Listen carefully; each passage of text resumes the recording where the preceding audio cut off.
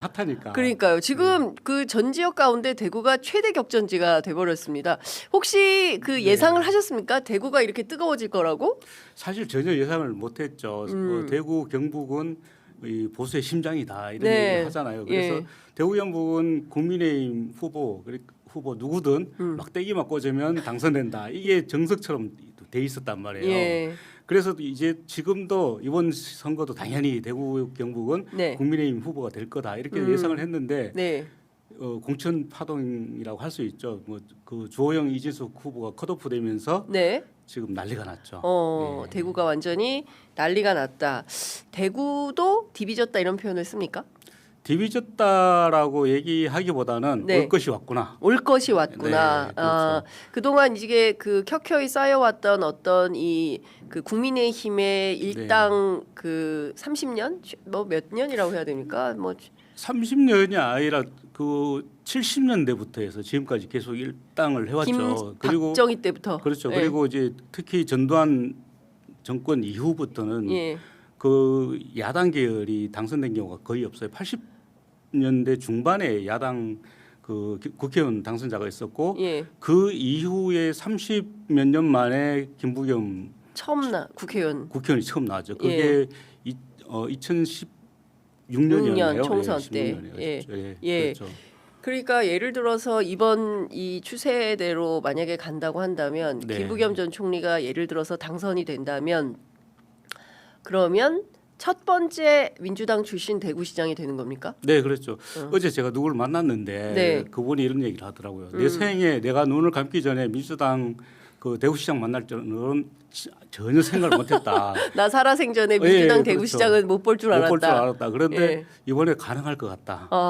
예, 이런 얘기를 했고 예. 또 오늘 아침에 제가 그 택시를 타고 이제 동대구역으로 가면서 예. 택시 기사분하고 좀 얘기를 나눴거든요. 예. 그런데 그분 나이가 한 75세라고 예, 얘기하더라고요. 예. 그런데 그 자기 주변에 이제 친구들 만나면 예.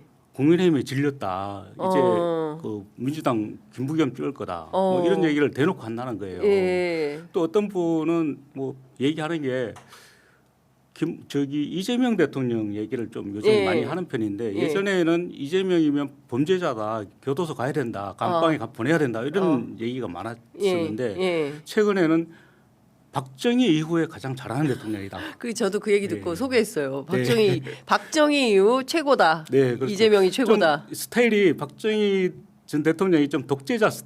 예. 근데 이재명 대통령도 예. 독재자 스타일이긴 한데 아, 그래요? 좀 시원시원하고 일을 너무 잘한다. 어. 그래서 우리가 예전에 생각했던 거하고 좀 다르다. 진작 이재명 대통령이 됐으면 예. 나라가 훨씬 더 잘 됐을 거 아니냐 이런 얘기를 스름없이 한다고 합니다. 역시 이 대구에서 바로 오셨기 때문에 이재명 대통령이 독재자는 아닌데 이제 대구의 사람들은 네. 이제 그런 어떤 뭐라 그럴까 그 뭐 생각이 좀 있으신 모양이죠. 좀 이렇게 얘기를 하는데 시원시원하잖아요. 사이다. 예, 그렇죠. 예. 그러다 보니까 좀 예전에 이런 그런 향수가 있는 거죠. 뭐 박정희라든지 전두환이라든지 좀 말하면은 바로 일이 실현이 일이 되는. 실현이 되는. 네, 그렇죠. 예. 그게 노태우 이후에 그게 잘 안 됐는데. 물태우 이후 잘 안 그렇죠. 되는데. 그런데 이제 이재명 대통령 하는 걸 보니까 뭐 말만 하면 다 되는 거예요. 그러니까 말하고 바로 예, 실천이 그렇죠. 된다. 예, 맞습니다. 그러니까 굉장히 인식이 많이 바뀌었고 이제는 저 민주당에 대한 인식도 좀 바뀌고 있다 이렇게 보여지죠. 근데 민주당에 대해서는 여전히 그 굉장히 안 좋은 점. 물론 여론조사 보면 지난 그 3월 2주차 때인가요? 보면 그 갤럽 조사에서 민주당하고 국민의힘이 동률 27%인가요? 동률을 나온 적이 있지만 그 이후엔 또 다시 또 이게 뒤집어져. NBS 조사군요. 네. 근데 사실 대구 경북에서 민주당 지지율은 20% 중후반대에서 거의 머물러 있어요. 항상. 예, 그렇죠. 예. 그래서 지금 여론조사를 보면 어느 조사를 보더라도 민주당이 30%를 넘어가는 경우가 잘 없단 말이에요. 그 항상 머물러 있는 상황이고 국민의힘은 지금 나오는 20%대에서 60%대를 왔다 갔다 했거든요. 그래서 지금 국민의힘이 제일 잘할 때는 60%, 70%까지도 갔어요.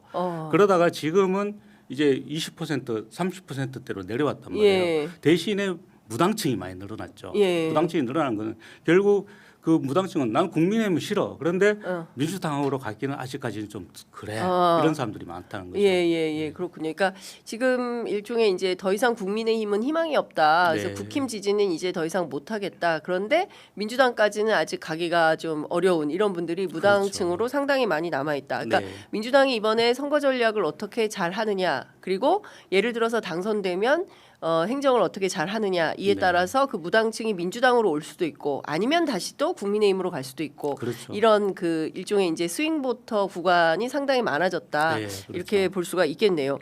그 지난 월요일 네. 김부겸 전 총리가 그 서울에서 기자회견하고 바로 또 대구로 내려가서 네. 228 기념공원에서 기자회견을 했습니다. 현장에서 그렇죠. 막 육두문자도 나오고 했는데 현장 촬영도 좀 하시고 하셨습니까? 네, 저도 그 네. 현장에 있었는데 네. 그 김부겸 전 총리가 228 민주공원 앞에서 이제 기자회견을 했잖아요. 네네. 근데 228이 대구에서는 굉장히 상징성이 있어요. 그렇습니다. 우리나라 해방 이후에 첫 번째 민주화 운동이 228이거든요. 네. 그때 당시에 학생들이 그 2월 28일이 일요일이었다라고 네네. 하더라고요. 그런데 일요일인데 그 야당 대선 후보가 이제 그 대구 신천이 있어요. 신천변에서 연설하는 걸 막기 예. 연설하는데 거기 가는 걸 막기 위해서 예. 학생들에게 일요일 날 등교를 등교를 시킨 해라. 거예요. 예. 예. 그래서 그 학생들이 우리 일요일 날 등교하지 말고 이제 뛰쳐나가자. 어허. 이렇게 해서 나왔던 게 228이란 말이에요. 그렇죠. 그때 이제 경북고등학교, 대구고등학교, 뭐 경북여고, 대구여고 이렇게 막 학교 한 6개 학교가 예, 이렇게 예. 몰려 나왔었는데 어.